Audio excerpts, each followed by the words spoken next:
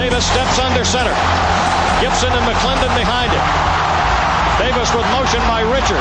Will give the ball to McClendon. He leaps. Oh, he doesn't get in. He fumbled the football. Carolina holds. The game is over. And Carolina has won the game. Finley to throw. Over the middle, intercepted. Wolford again. Wolford the other way. At the 30, the 40. Wolford to midfield. Miles Wolford with the pick. The Heels on the doorstep of an enormous victory. Left side of the line. Hood standing to Williams' right. Williams gonna throw. One-on-one. Davis has it. Touchdown. Carolina wins. Carolina is the Coastal Division champion. Bernard fields it at the 26. Heading to the far side. Gio at the 35.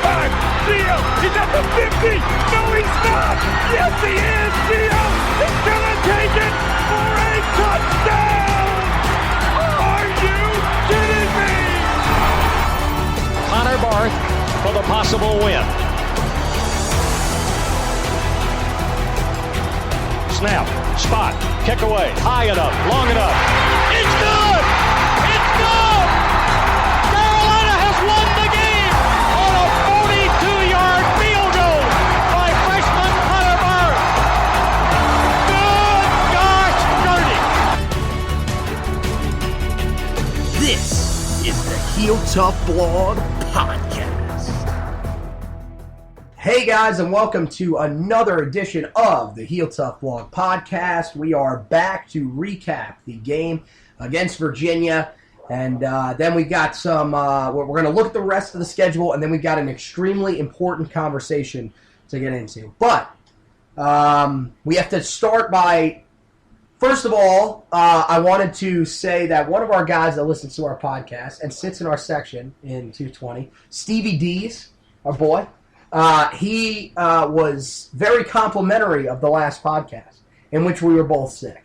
We are not both sick today. I would say I'm probably around 90%. You're still hanging in around 85 because for some reason yours is just lingering. You've got that lingering turf toe that just won't go away. Yeah, this just hanging on. This cough has been something else. This is probably the best I've felt today. Oh, there we go. Probably because I haven't talked. And now we're about to talk. Is it because college basketball is better? That's a lot of it. That's part of it. My life immediately gets better the first night of the college basketball season. That's how I feel about college football every year. But I'm about to sit here and do 2 podcasts, and then I have to go on radio tomorrow. So I'll probably be back to about 65% by Thursday. But something about me, I'm just a warrior. I fight through the injuries, the sickness. Played the torn ACL back in high school. Now I come on air with a cough and do it. But so we're going to list you for questionables next week. 65%. Well, we don't know if we want to roll them out under 100%. So we will have our backup ready to go. He will be warming up on the sidelines just in case. We're going to send him through practice, and then we're going to see how he does. It wouldn't shock me because when I was gone, the 1 week where I was literally almost dying. And then I come back, you made it out like it was my triumphant return, blah, blah, blah. Well, I secretly know that you'd rather have Jacob Turner as your co-host every day anyway. It's okay. Are you expecting me to say no? Because I can't do my boy Jacob like that. Yeah, I do. Jacob came in and performed very well. I have 12 years. He's had about a year. Switch. No, I would say it was more like a Marquise to Trubisky. Rather smooth transition. Things worked out really well. It's all okay. I gave him a few pointers, but anyway. Oh, here we go. Do want to thank Stevie A for listening, and then B for giving us some friendly feedback, and then C, thanks for being a great fan in Keenan. We love your attendance. You're always. Well, he's now part of the group. Yeah, we're going to be keeping around. He has asked us to either keep our seats where we are now, or move with him if he was to move. So we will be consulting with him about where we will sit next year. Although I said that I do like our section because we can yell and stand the whole game and generally not get yelled at. Right. So we do like that. 220 is a great section. We also got some people that listen down in 219. Our boy Tar Nation down there listens. I know. I think there's a couple other people that were down there that listen as well. So yeah, no, we got our little upper section fan group that we got there, and we really appreciate you guys for listening to the podcast as always. It'll be a really interesting one.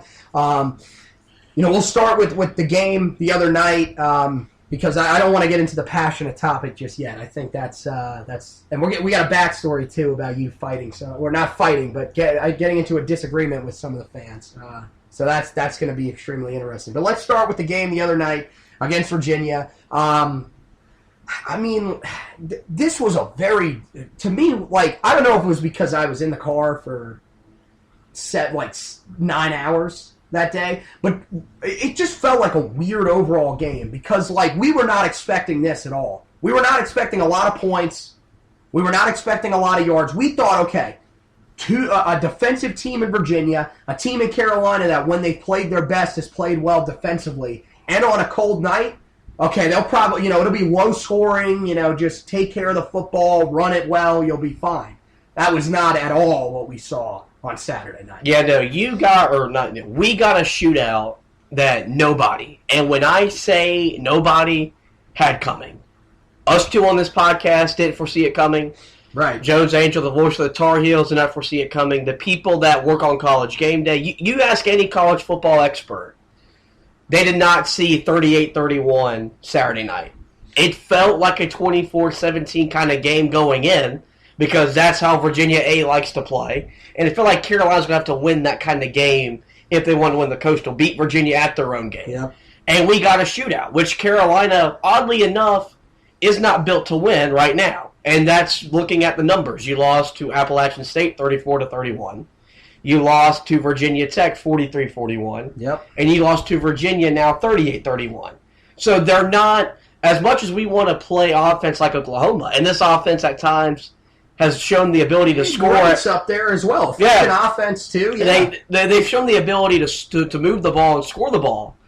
Defensively, we're not capable of winning a kind of game like that. We need the defense to play well. Yeah, once we start bleeding, we can't stop it. That seemed to be the problem in most of those games. I think the thing that was the most discouraging thing. And by the way, I'm not going to sit here and say that I was glad to wake up Sunday and be still mad at the world, but I haven't been mad after a Carolina football loss in a world on a Sunday in about 3 years.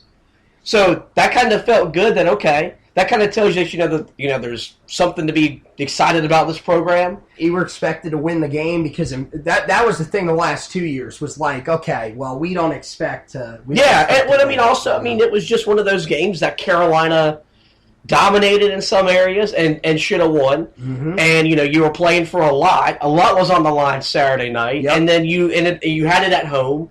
You got a night game, so you got a lively environment. You got everything you could ask for.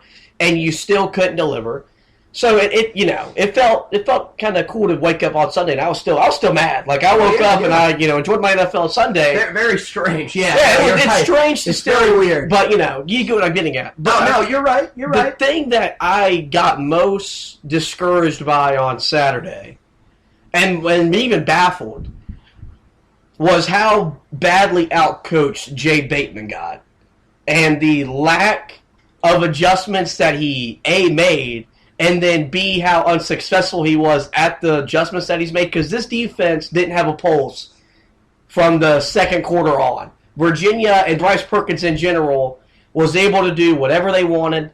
It's a really good thing this secondary is getting retooled in this next year because you can see why Mac Brown and the staff has put an emphasis on that position group. Mm-hmm. You brought in 2 transfers. They've been active there recruiting because they're not a lot of depth with the injuries, but the guys behind them probably don't. There's a talent. They probably don't meet the standard that Mac Brown wants them to meet to play for him. Yeah, I hate to say it. I think you're right. I mean, that was the biggest thing that kind of scared me, and I think that's why it's tough to really be so hard on Jay Bateman for getting outcoached. Now, I mean, look, you got to hand it to Virginia. They came out and made the adjustment they needed to make at halftime because that third quarter was the worst third quarter of defense that I have seen under this staff. That was horrific. They racked up 259 yards of total offense and scored 21 points in a quarter. That's not good, no matter who you are. But look, at the same time, that doesn't mean that we're saying, okay, Jay Bateman, well, this was all for nothing. No, that's not at all what we're saying. Okay, Jay Bateman is still a great defensive mind. We wouldn't have beaten Duke if he wasn't a great defensive mind. This is a guy that, I was talking with our guy Stevie, and even telling my dad a little bit, who went to the game with me on Saturday night. That's probably our future head coach. We're being real honest. That's probably the favorite right now to be our future head coach, and there's a reason to keep him around.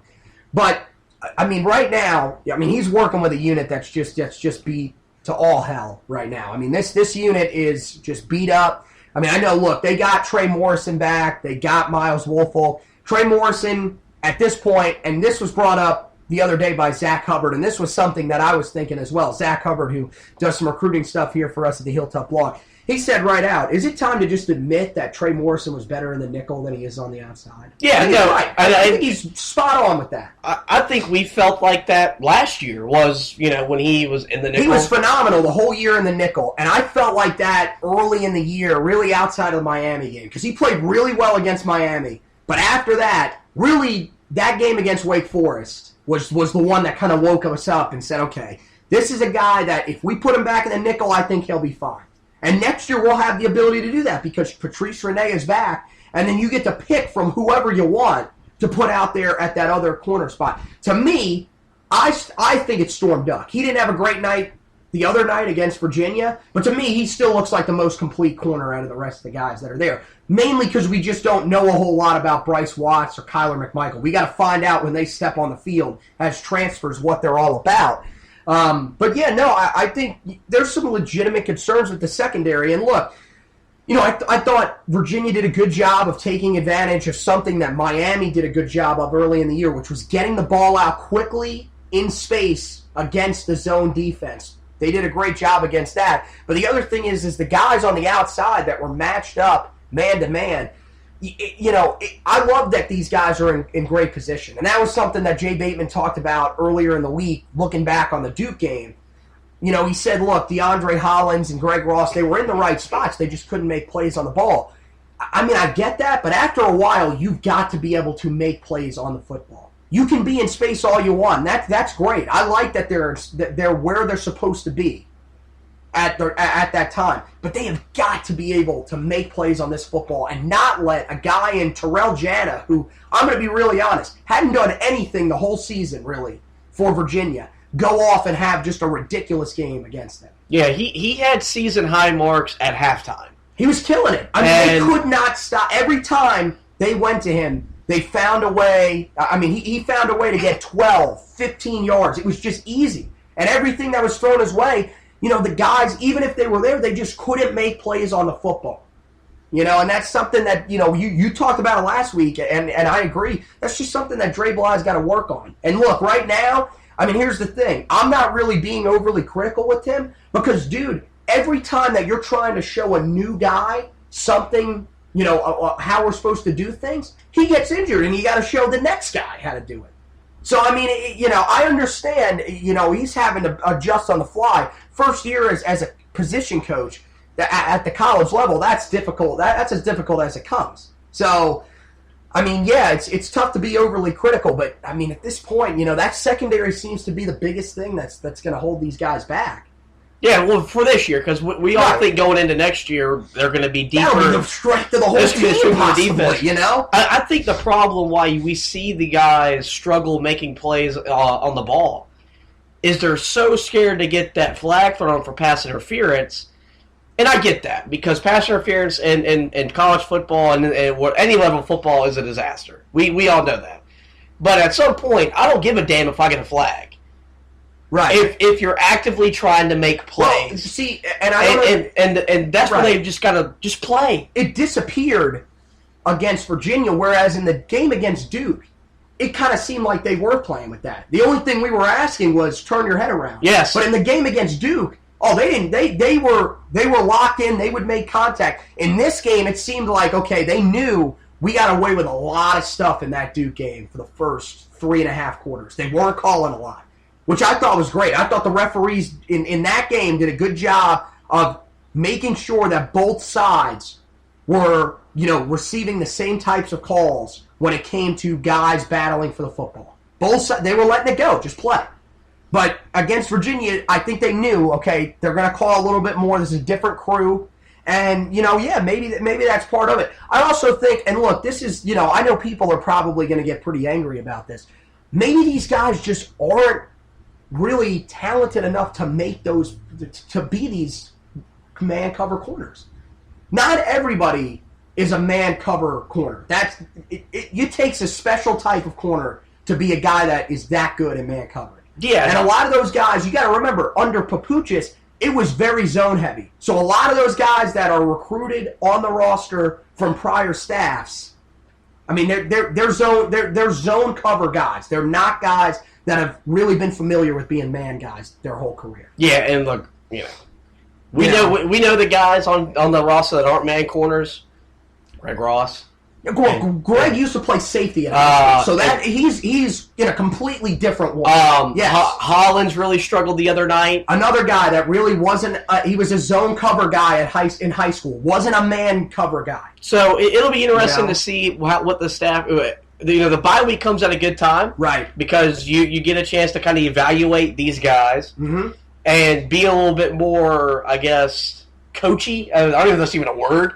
But they can kind of coach a little bit more this week because you've got a little bit healthier, but you also got a week where there's a teaching week. Yeah, you can. Yeah, and so you can put in a couple things that you haven't put in, but also refine the things that you're just been kind of going with the fly because there has been injuries and whatnot in the secondary. Right. And it'll give the chance for guys like Storm Duck to get fully healthy again, Trey Morrison to get a little more healthy, as well as Miles Woolfolk. So I mean that should definitely help you. Am I the only one that is also wondering?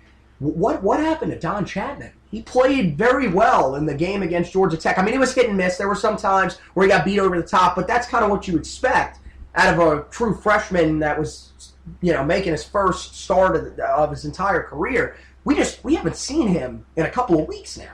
Is he injured? Like, what is happening with him? Because he was a guy that played. He played a little bit of safety in high school. He also played corner. He could be a guy. He played man corner a lot in high school as well. He could be an option on the outside. And we haven't seen him the last couple of weeks. I'm kind of interested about that.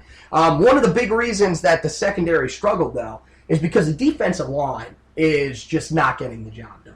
These last 2 weeks, we've seen it. The only way that Carolina is getting pressure on the quarterback is design blitzes.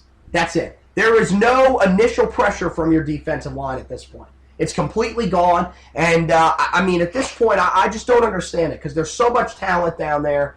I'm not looking to point fingers at Tim Cross or anything like that. I mean, look, early in the year, I thought the unit was great. But right now, we asked this unit when all of these injuries occurred during that first bye week, can you step up and get the job done? And really, to this point, they haven't.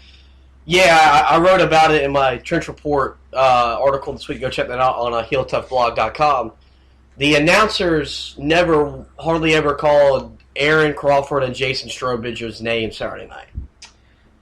That's a problem because when they're active and when they're being productive, they're probably your two best defenders on the team. Maybe unless Patrice Renee's on the team, maybe you have a debate. And also, the defense is so much better. You look back at their activity against Clemson and how it threw one of the best offenses in the country out of rhythm for a whole day. And Aaron Crawford, I think, was in the backfield for maybe one or two plays. Strobridge was nowhere to be seen. Crawford graded out well in run defense. And this is the biggest thing also about Crawford. What he did early in the year was freakish. Look at how big he is as a nose tackle now because he had to put on a little more weight to be in the middle of this 3-4 base scheme. Of course, you could debate on what their actual base scheme is. So the fact that he was also getting in and putting pressure on the quarterback is phenomenal. To this point, I'm not really overly concerned about Crawford in terms of this game. The one that concerned me the most was Strobridge. And the other thing is really the two guys on the edge. Alan Cater, who I think has shown some improvement at times. He's been getting more consistent pressure. He just can't finish. And then Timon Fox is once again kind of gone back into his shell where he's kind of disappeared again. Yeah. Those are the two biggest concerns. There is no edge rushing pressure, and this is where next year getting Des Evans, I think, is going to help this team immensely. I mean, that's my biggest concern right now. As a guy that, writes the trench report, is that where you're more concerned with, is on the outsides, the edge rushers, as opposed to the interior guys? Yeah, because, interiorly they do okay. They've improved dramatically in the run game, which is a big reason why this team has had the 4 and 5 year it's had, is because they've been able to contain teams running the football. It's not good when you know the only way you're going to blitz or get pressure on the quarterback is if you send Chaz Surratt, Jeremiah Gemmel, whoever, and you know the situation you have with the secondary. So the second you send that extra man or two, you're already putting a secondary that you don't have a lot of trust in, and even a tougher spot, and asking them to make even more plays. And that's the problem. We saw Timon Fox against Miami really be an animal, 3.5 sacks that night, and since then it's been spotty. He's still a fairly, was he a sophomore? So he's a junior. Timon's a senior, buddy. He's a senior. Good God, he's grown up on me really fast. Yeah. So, God, I'm old. But, so, consistently in that Georgia game, man, that was it. Yep. Consistently hasn't been there this year, which has been discouraging. That's kind of been throughout his career. He's a spotty guy, but I think he's effective in a certain role. Like, I think he could have an NFL career because he can tackle in space and he's an athlete. But he's going to be a guy that's going to need to rotate in, and that's fine. But right now at Carolina, we need him to be a little bit more than that, with the fact that we just don't have that dominant pass rusher. If we had that dominant guy off the edge, we'd be fine. We wouldn't need his production as much. But right now, he's our main guy, and we're not getting it. Yeah, unfortunate. This defense is going to be what Jay Bateman wants it to be, what he envisioned when he took the job here, and what we as fans want it to be, when they can get to the quarterback with 3 instead of 5 or 6. Right. And look, that's probably every team's dream, is to get there with your base front, 3 or 4. Because then, you get to help out your secondary by dropping your guys into coverage, your more athletic guys. And see, that's what hurts, because, most of the time whenever you're blitzing, Chaz Surratt is your main blitzing linebacker. And that leaves Jeremiah Gemmel as the guy that has to drop back and usually cover one-on-one. We saw he struggled the other night against the Virginia tight end Will Crowley, who's athletic. I mean, look, that's the thing about it, is like, you're having to give up help in the secondary in order to put pressure on the quarterback. And, that's where you want to see this unit step up. When this secondary needs help in coverage, you guys have to step up and get to the quarterback. So, I mean, who knows? I think it'll get better, like you said. I mean, look at the defensive line class that we're bringing in. I mean, 3 of your best players in the whole class are going to be on the defensive line or at that outside linebacker position. So I think, it's definitely going to get better. It's just right now, this final 3-game stretch of the year, if we want to make a bowl game, in order for this defense to be successful and not have to turn these into track meets, we're going to need the defensive line to start stepping up. Yeah, it's part of it. I wrote about that this past week because it was probably the most discouraging effort I've seen all year long. Right. And I would agree with that. And to some degree, it's good that it took us to Game 9 for me to kind of be like, okay, the other thing is you got to give credit to Virginia as well. Yeah, their offensive line didn't just walk out there and say, okay, we're not going to do anything and see if Carolina can shoot themselves in the foot. No, their offensive line had a good day, but still. And I also talked about this when we previewed the Virginia game, and we gave our predictions.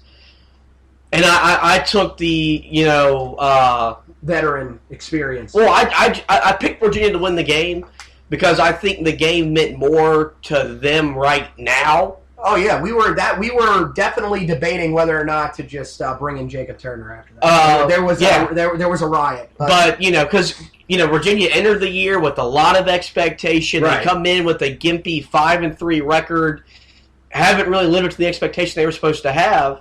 And that's why I picked them to win. I thought they would play their best game they've played all year, and they probably didn't do that because their defense gave them a whole lot. Not defensively. This was an offense that averaged 20 points on the road, almost 100 yards less per game on the road. They put up 38 points, and I don't even want to know how many yards they put up. It was nearly 500. So you could tell just from their execution that they knew what this game meant, and for Carolina in the long run, I think Carolina set up a lot better than Virginia to enjoy success.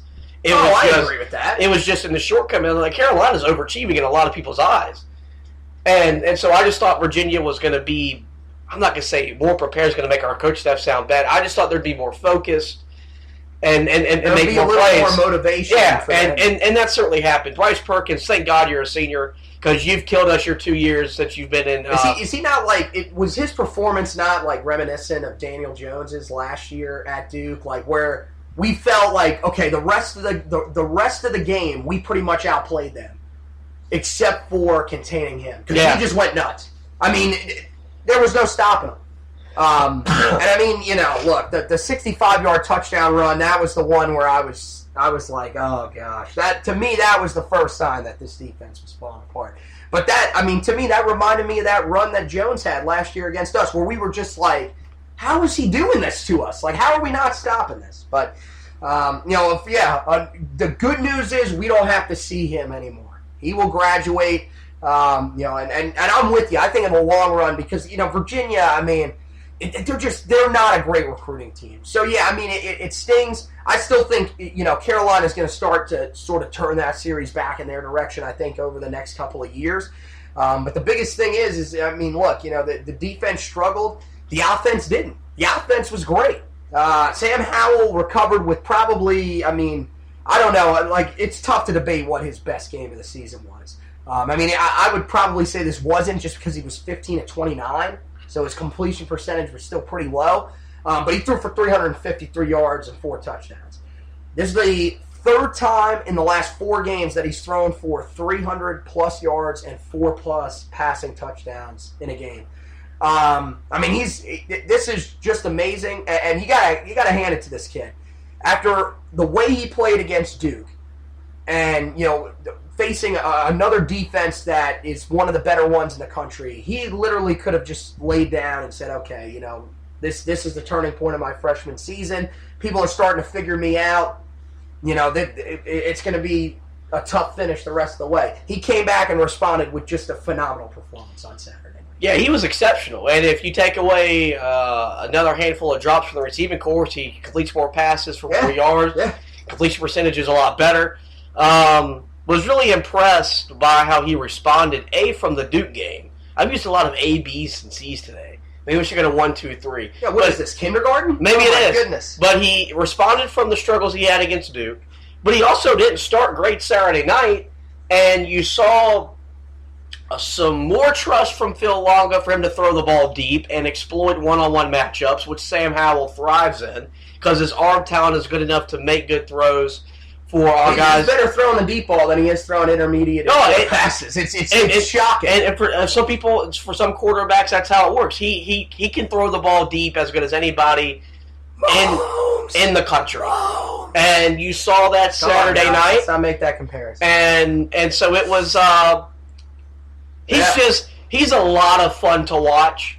He's an exciting quarterback. I've enjoyed watching him grow this year. It's been a lot of fun. It's going to be a lot of fun having a freshman quarterback that we get to watch for at least 2 more years. Exactly. It's the first time we've had this since Brent Renner. And we were big Brent Renner guys. We still are big Brent Renner. Yeah, but Brent Renner is one of my dudes, and we got to see him from a sophomore to a senior. Remember last year when they were making the hires at OC, one of the guys that I brought up was potentially bringing in Brent Renner and letting him grow. And he's doing a phenomenal job down at FIU. Yeah. Working under Butch Davis. But, yes, so Sam was the reason they were in the game because he made big-time throws off the extension of another dominant effort from Carolina running the football, which I didn't see them being that productive running the ball. I thought Virginia would neutralize our offensive line a little bit better. They look good, man. But, I don't. Okay. I got really excited. I'll just use excited for this. Oh, goodness. Seeing Charlie Heck pull and just mauling guys at the second level. You took I was going to say, you took the words pretty much right out of my mouth. how bad is this team going to miss Charlie Heck next year? Because he's special, man. Like, I know that, we knew he was going to be athletic because he came in as a tight end and Larry converted him. And look, we rip Larry a little bit on the podcast now. But look, that was one guy, and Larry was good at this. He would find those diamonds in the rough that you just didn't think were going to be anything great and turn them into really great football players. And Charlie Heck is one of them because they use that pull block scheme to the right side so many times, and it worked every time because Charlie Heck is really that good. Yeah, he's so good. Is special. He's so good in space. I have now personally, in my mind, advocated for my NFL team. I'm a Dallas Cowboy fan. We're known for great offensive line play. Please, Charlie. For Dallas to draft him because we need you on the Giants, buddy. We're gonna need a left tackle. But yeah, you got Tyron Smith. He's funny. You got to stick with him. He's a lot of fun for me to watch as a guy who loves offensive line play and seeing that stuff Saturday night just mauling dudes. The hog mollies up front had their way in the run game, and it allowed for Javonte Williams and Michael Carter and even Antonio Williams to all enjoy success in the run game. Okay, so we have to do our Javonte Williams appreciation moment. He ran hard once again.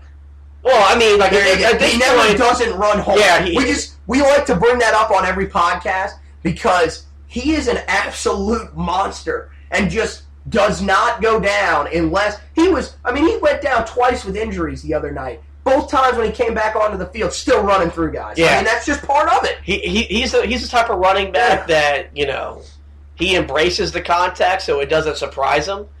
And he feeds off of running through tackles. And you can feel the offense feeds off of that because it sets the tone that, okay, we're going to establish the physicality. And, you better bring a gang to get him down. And it takes 3 or 4 guys to get him down sometimes. I think Michael Carter's turned the page the last couple of weeks because we're seeing him be more consistently picking holes immediately and running. Whereas he was so bad early in his career at being patient and then dancing. I don't mind you being patient. But once you find out where you want to go, hit the hole. And that takes time. It takes time for young running backs. We see it a lot. If you watch high school football in depth, guys are trying to make the big play. They're not very decisive. Your best running backs, when they face a defense that can close in on them quick, they struggle.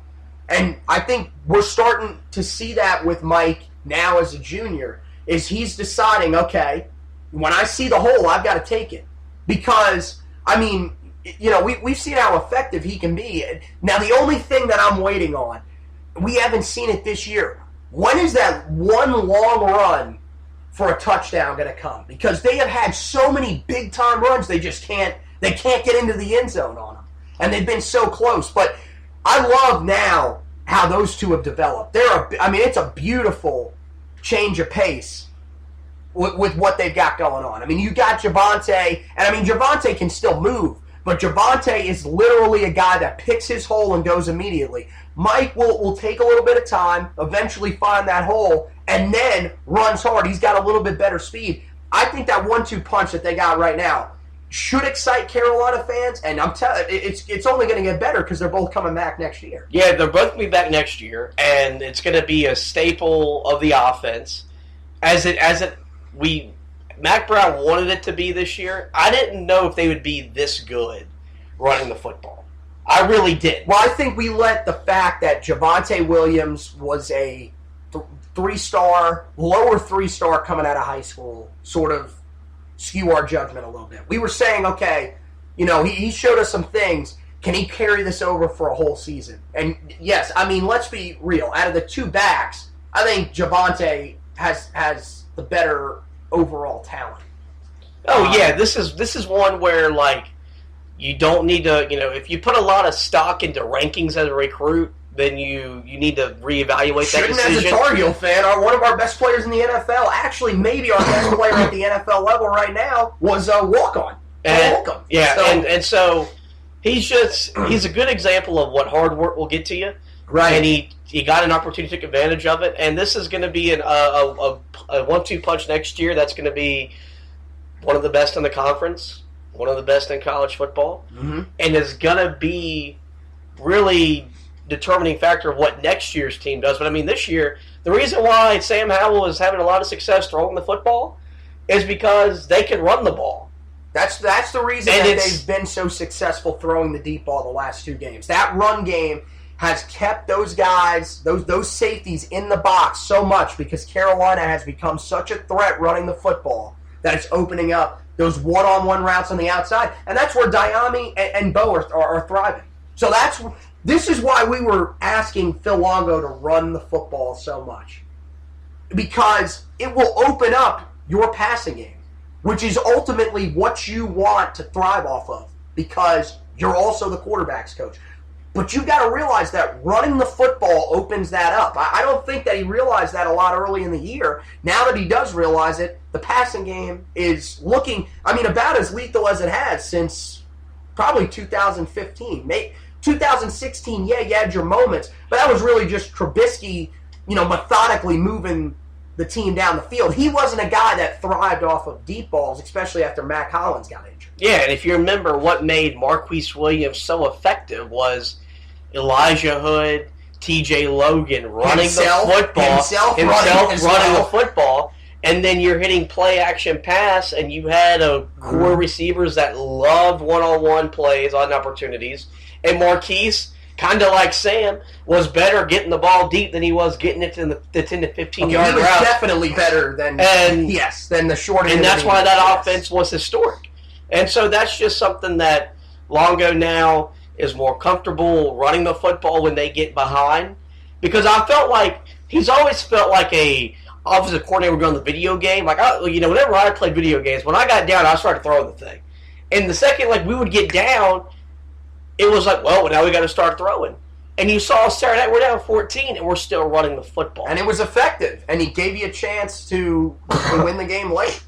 Okay, we're 35 minutes into this podcast, and we have not discussed Dyami Brown's unbelievable performance on Saturday night. So we want to apologize to Dyami for waiting this long. But I figured this would be how he would finish before we start turning and discussing, ACC Coastal and bowl chances.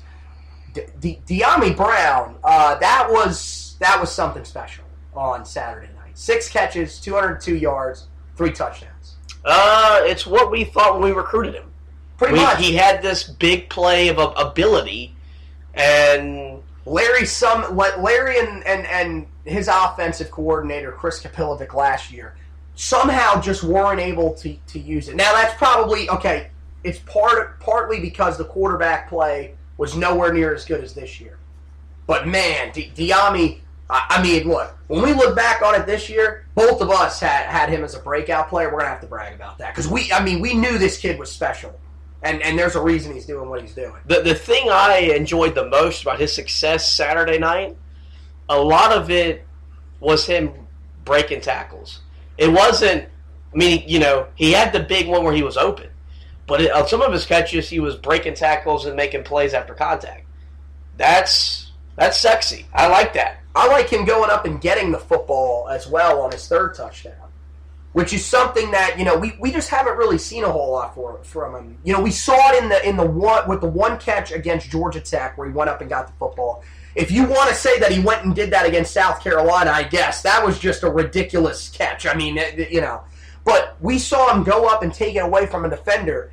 And someone said this. If he can clean up the drop problems that he has from time to time, and it seems like that's kind of an issue with all of our guys.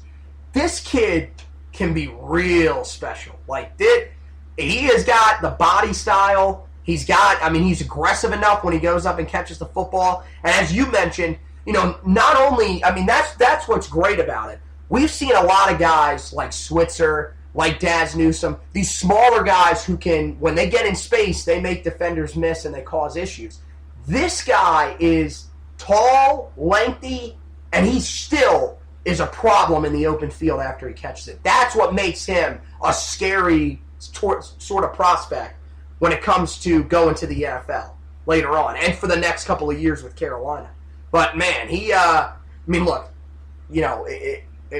went off 202 receiving yards. Is just the 7th Carolina receiver to reach that number, and 6 catches to get to over 200 yards.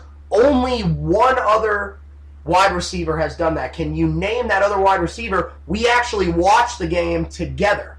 Can you name the guy that had 6 catches to get to? He had 221 yards in the game that he played in.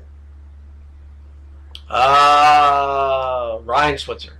Wasn't Ryan Switzer. He had his game against Pittsburgh a few years ago, but he had, I think it was 13 catches, something like that.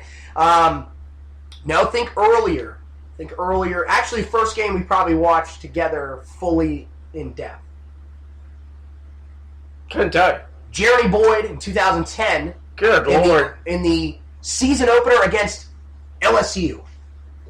Okay. Remember that one? Pretty much the one time Jeremy Boyd went nuts. The rest of the time, we always loved Jeremy Boyd, but, really his statistics weren't as great as maybe some would have expected when you look back. But that was the other guy. So De'Ami Brown, look, you averaged 33.7 yards a catch. You're doing something right. So, this was great to see him get back on track because he really had just had a quiet second half of the season so far. Just really didn't do a whole lot against Virginia Tech. Of course, he got injured in that game. Didn't really get a whole lot of looks last week against Duke because he was still trying. You could tell he was still a little slow. So this was awesome to see him come out and perform as well as he did in this game on Saturday night. And also, his 2 best games of the season have come against Miami and Virginia. So, this guy's just, he loves the nighttime stage, right? This is De'Ami Brown's stage. So, so let's, with the loss, Carolina pretty much is eliminated from the Coastal. We're going to be brutally honest. Unless, this is how it has to work out. Carolina has to win their last 2 games of the ACC season at Pittsburgh and at NC State. They have to get a loss from Virginia Tech, or 2 losses from Virginia Tech, and it cannot be a loss in the Virginia game. They're going to need Virginia Tech to beat Virginia. So with Virginia Tech, their schedule, I had it pulled up earlier. Let me pull it up here again. Oh, no, I'm not connected to the internet, so I can't do that. But I know they have Georgia Tech in there, which, most would look at that and say, okay, that's a win. That's a win automatically. I forget who else is in there as well. I know they play Liberty at a conference, but it isn't looking overly promising that there's going to be 2 losses there. Is Pittsburgh in there? I think Pittsburgh is one of the teams in there as well. As for Virginia, they have to lose their last 2, so they have to get beat by Georgia Tech and Virginia Tech, or else Carolina would not be able to find their way back to Charlotte. So unfortunately, it looks like the only way Carolina is going to be able to find their way back to Charlotte is if they go to the Belt Bowl. But look, at this point, I'm not going to get mad at the fan base for this, but I know a lot of people are disappointed. They shouldn't really be overly disappointed about this because this team was not expected to be in the ACC championship game year 1. It definitely hurts because you had a chance, but I don't think this is something that this team should be getting a lot of criticism over. Yeah, no, it's completely, overreacting or irrational to be like that. It sucks because you look at games that you lost in ACC play that you could have won. You look at Clemson. If you maybe take again to overtime, maybe you win. You go to the Virginia Tech game where if you have a better 2-point, if you don't blow that game multiple times, make a field goal. There's so many different ones. Maybe you're in Charlotte, and then Saturday night you got what you wanted. You got the team that you had to beat in your home building at night. You just didn't make enough plays. But Carolina is still, performed at a high level. They've given us a reason to want to tune in every Saturday. Yep. Which we couldn't say that in the last couple years. And so the good thing is that after every loss, you could still sit there and say, well, we're going in the right direction. We're still making progress as a program, and Mac Brown's going to get us where we want to go, which is to Charlotte and competing for an ACC title. So it sucks because as fans, it's why you love sports to see your teams play for championships. Right. That day's coming. As soon as next year. No one thought this year. No one really thought this team was a bowl team. And if they can find a way to win at Pittsburgh or State, they're gonna play. Pretty much. They're gonna play in December. Pretty much. Okay, so let's discuss that really quick because that's where the focus becomes now, right? Making a bowl game, beating State. Those are your 2 main focuses right now. Is it possible? It's definitely possible. Look, according to the FBI, which is a stat that ESPN puts together, we have no earthly idea how they configure these statistics. They do not have us beating Pittsburgh, which makes a little bit of sense. Pittsburgh's a good football team again this year. The game is at Pittsburgh. It's on a Thursday night. Carolina, last 2 times they've gone there, it's been on a Thursday night, and they've won both games. Look, it's really this simple. Does Carolina stand a chance to win this game? Yes. Why do they stand a chance to win this game? Pittsburgh has not beaten Carolina since they've come into the ACC. And that was with, the last 2 years, teams that were, frankly, just not good at all. This year, this Carolina team feels like one that can go in there and still win that game because Pittsburgh still has a lot of questions offensively. Kenny Pickett is not a long-term solution. He's not a guy that's a superstar that's going to win you games. The biggest issue in that game, their defensive line's really good. They're going to get pressure on the quarterback. So can Carolina win what's probably going to be an ugly one against Pittsburgh? Then they play Mercer. We're pretty much chalking that up as a win. Look, Mercer's 4-5 at the FCS level. They're not a good football team. Plain and simple. Games at home. It is senior day. It still expects to be a really good environment. Look, if you're a Tar Heel fan listening to this and you don't have tickets, please go. I understand that this is not your sexy game on the schedule. These guys have worked hard all year. The stadium has been filled the entire season. We've sold out every game. Why not sell out this one and finish this season with a huge statement to everybody saying, look, it doesn't matter if we're playing, Division III, whoever state university. We're going to show up. That's, hopefully the fans will show out. And look, if there's any sort of environment in that game, Mercer is not going to have any chance. And then you go on the road to State. And look, this is, can we say that this is the worst that the Wolfpack have looked in a little while? They have no solution at quarterback. Anybody that they put in has, pretty much failed. And, their offensive and defensive lines don't quite look as dominant as they have in past years. So I think, there's a road to get to a bowl game. There's possibly a road to even get to 7-5 if Carolina can batten down the hatches for these last 3 weeks, fight through the injuries they have defensively, and find a way to beat some teams that are some of the more winnable games that you've had on your schedule all season. Yeah, and Carolina, they've set themselves up for that kind of stuff. I think the bye week comes at a really good time. You get a little bit more healthy, and you get a week of practice to kind of fix some things that you've been struggling with, mainly defensively, the last couple weeks. But look, there's no reason for Carolina to with the disappointment on Saturday, you got to rebound, you got to put it behind you, you got to move forward. Yeah, the season is not over, and I still have a chance to have a really good. Yeah, year. You got a chance, right. Like you said, you finished 7-5. That was my preseason prediction for this team. You win a bowl game, all of a sudden you're 8-5, and this is a really, really good year one for Mac Brown going into the recruiting trail into the offseason.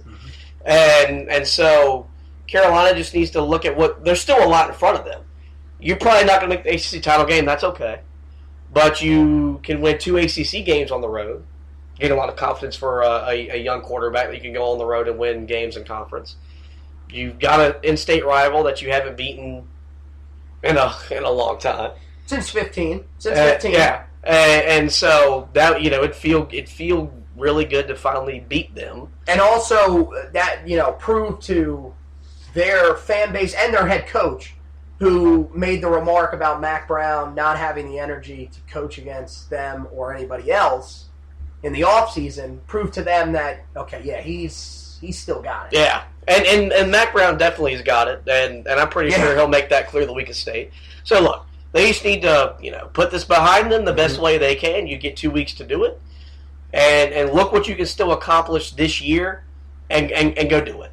So there you go. Yeah, we'll talk about it a little bit more as we get closer. We'll start breaking down some of the bowl games that Carolina will be projected to be in as well, and where you'd like to see them, some of the matchups that we could potentially see, and we'll talk about that. But we have to now get into a topic that got you fired up on Twitter the other day. And you got angry at me earlier for not coming to your defense, but I thought you were definitely fighting a losing battle there, because there were many fans who decided to team up on you. There's no battle worth losing, or there's no battle, there's no such thing as a losing battle if you believe in it. There we go. And I woke up Sunday morning I was still mad at the world for what happened Saturday night. That's a good point. As we touched on this earlier in the episode.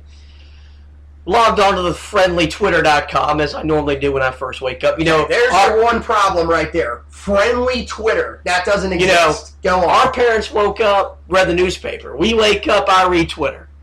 That's a good point. Yeah. And I wake up and I start seeing Tar Heel fans that are followers of us, probably listen to the podcast. Loyal fan base. Loyal Tar Heels. Loyal to a fault, possibly. Starting saying that Sam Howell is the best quarterback in college football based on what he's done through 9 games. If you put him in other systems, would not only thrive, would excel. What a Joe Burrow is doing at LSU, what Justin Fields has done at Ohio State, what Tua Tagovailoa and Trevor Lawrence have already done at Alabama and Clemson, respectively. And I just couldn't let that pass. Before you get too angry, we want to make this very, very clear on this podcast. We definitely are Sam Howell supporters. I've sung the praises for him now. We gave him the nickname Slingin' Sammy Howell. If anybody says they gave him that nickname, that came from us. That came from us at the game against South Carolina. We started it. There were people behind us that started calling him that too. That was all us. I've been here for 9 weeks praising what he's done. We just praised him earlier for a phenomenal game. And so people started saying that I was a hater, and that's not it. Right. I followed the kid for 4 years in high school, okay? Trust me, he knows that, and we definitely are fan, we think the kid's special. We think that the kid can okay, well, now he's not special. He's going to call him a kid, which irritates the hell out of me. Well, he's a kid. Everybody calls him kid. I was more discouraged at you being the host of this podcast, the co-host of my podcast, not coming to my defense, and then here's the thing: the host of the radio show that I intern at ESPN, the Wake Up Call, 7:30 a.m. ESPN. Give us a listen. Sweet plug. 6 to 10. Sweet plug. Bobby Rosinski woke up and sees all this, and didn't come to my aid either. So the two people that I work with on a weekly basis just left me out to dry. You're fighting a losing battle, okay? I'm going to tell you right here, and we're going to get into our opinions a little more, and we'll break this down just a little bit more. But here's the thing. There were already like 7 or 8 fans in the inbox, and I knew, okay, this is not going to end. There's no arguing with some of these people. And again, the accounts that did tweet this out are very... and this is not a bad thing. They are homer accounts. Plain and simple. They are all in support of the Tar Heels. And that's cool. That's cool. You gotta have... Every fan base has those types of accounts. But for us, we also take a little bit of a realistic look for 2 different reasons. We're in the journalism field. It's a little bit different for us. We can't be overly biased. Again, this show is meant to lean Carolina. This show is not meant to be fully biased towards Carolina. We will give you opinions. We will say if this team is struggling. We did it last year. That's just how it works. But the other thing is we're huge followers of college football. So we see a lot of different... Tar Heel fans, I know there are some, they watch the Tar Heels play and that's it on Saturdays. They move on, they prepare for Sundays to watch the NFL. That's cool. We watch college football from the minute we wake up with game day to the minute we go to sleep with whatever Pac-12 game, or if for some reason we have to stay up even later, Hawaii's Mountain West game of the week. Yeah, that's what we do. And so it's just, we have a different way of looking at it. And so, my only problem is this. Okay. You're the Batman, or you're the Robin to my Batman. That's a joke, because I am definitely Batman on this podcast. I don't know, whatever Avenger team you want to be. When I enlist you... You are Peter Parker to my Tony Stark. That's fine. I'll take that. Go. When I enlist you, I expect you to show up. You did not say... show out. You did not say... And you never came to my defense. You didn't say, just ask at that future Tar Heel or something like that. You said that we sung his praises on the podcast, which I'm pretty sure I liked the tweet. Probably didn't like the tweet. Liking doesn't get me anywhere. But I didn't think that was, hey, I need you in on this conversation. You know all you got to do. If you really need me in on a conversation that badly, just tweet. Just send it to me in a message. And I told you. I DM'd you the tweet that started the entire argument. Yeah, and I think I sent back the eye roll emoji. You sent back nothing. I'm going to be honest with you. You sent me the tweet, but I didn't. At the time that you sent it to me, you had not responded. I couldn't believe you actually responded because I was like, dude, that is definitely. I'm not going to say that's bait because they're not trolling. These people really do believe this, and it's okay to have that opinion. It bothered me that I didn't immediately respond, but I was so just like, all right. And this was the argument that I made that really pissed off a lot of people. Here we go. But when the facts are... Okay, well, first of all, we haven't even actually... Wait, did you tell them that what the original tweet said? Oh, yeah, you did. You said that they said that he was the best college... Yes, and that, football. Basically, right this is how I made the argument. And this is how it always goes with Homer fans, whatever you want to say. Right, so this guy's the best quarterback in college football. Okay. So I'll give him a scenario. This guy lost to App State and Virginia at home. Okay, it is a team sport. And that's what they always go to. We understand in this field. He turned it over twice against App State, including the fumble recovery for a touchdown, that if that's not there, the Tar Heels do win the game. Again, not all his fault. The offensive line missed a block there. It's okay. But you are right. The other thing you like to go to, and this is your argument also with Dak in the NFL, is wins, man. Wins. Yeah, that's what I told him. He's 4-5.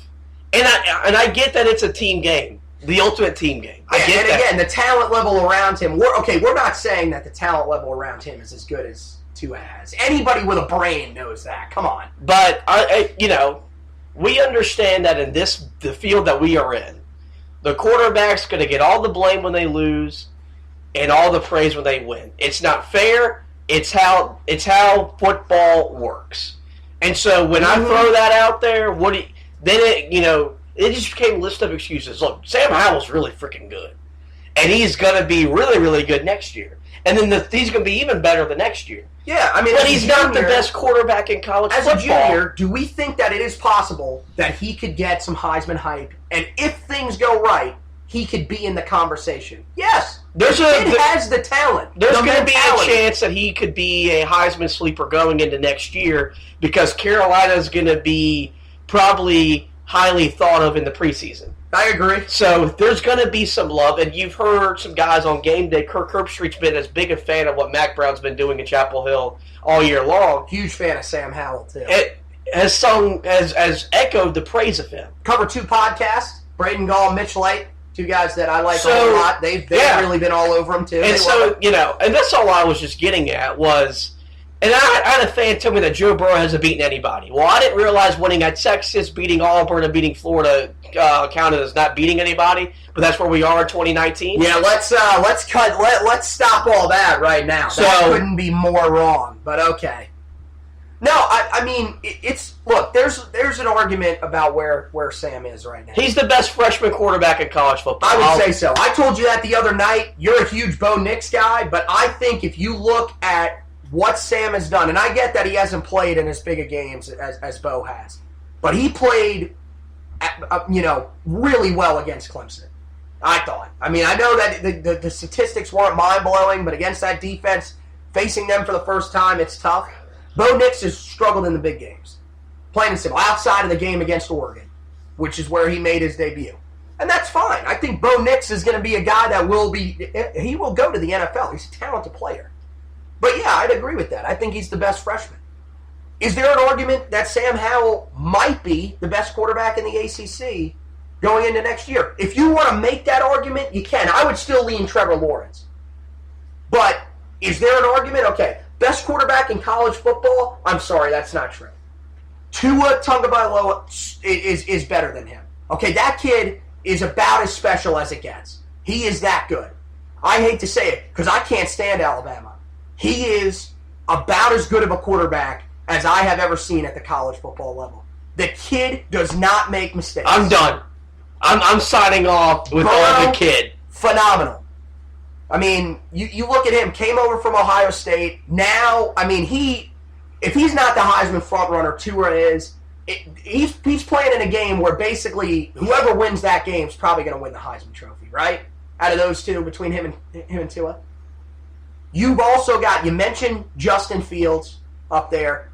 I mean, Justin Herbert from Oregon is a ridiculous talent as well. Guy that has to receive just a ton of high praises. I mean, look, they're you can debate it with where these guys are in their careers as well. But I mean, remember, guys like Jake Fromm were successful their freshman season as well. Tua won a national championship.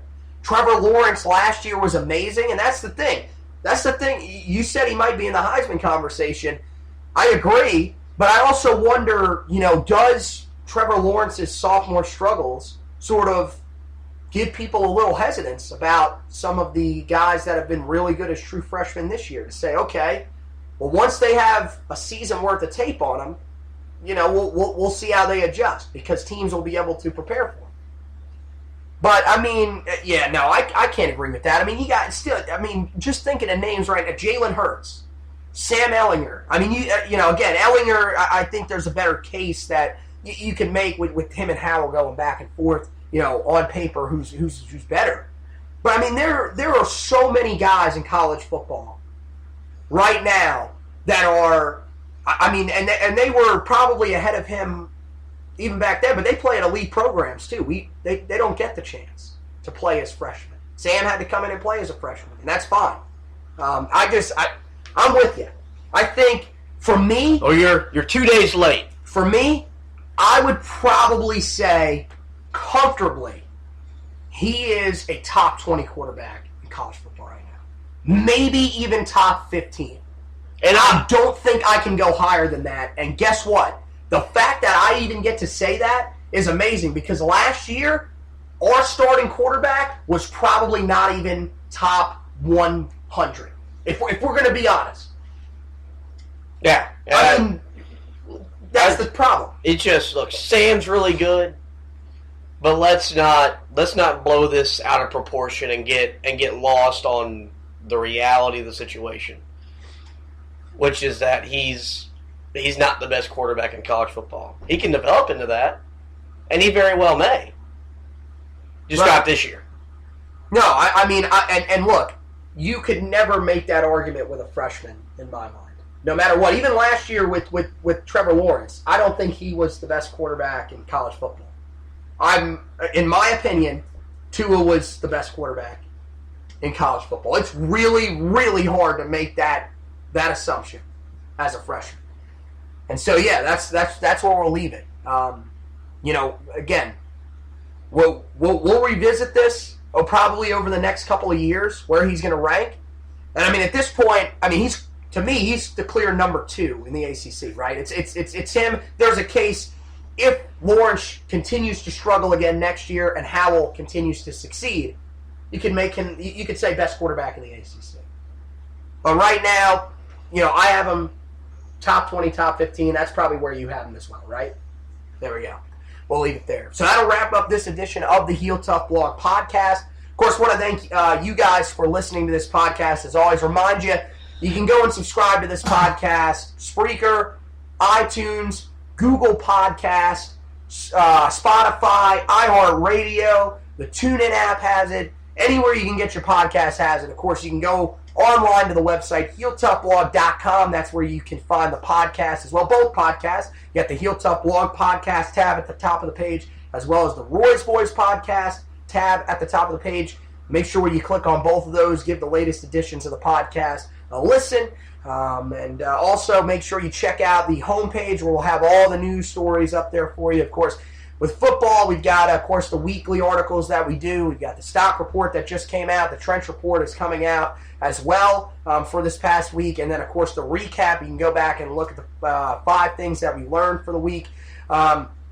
keep an eye on the site. Make sure you're keeping an eye on the site because I'm going to tell you, Trenton Simpson getting real close to possibly committing. The 2024 star outside linebacker who's on campus this weekend. Official visit apparently went extremely well. And basically what they're hearing is that sometime over the next week or so, he's probably going to pop and be the 27th member of the Tar Heels 2020 class. So Carolina looking like they're on the verge of landing another big-time prospect, and we'll have you covered. We'll break down everything about Trenton Simpson, and of course we might even throw back up that interview that we had with him from a couple of weeks ago when we went out to Mallard Creek High School to scout him for his game against West Charlotte at the time. So, some very interesting stuff there to keep an eye on the website. For the basketball team, of course, basketball season starts tomorrow, believe it or not, unbelievable.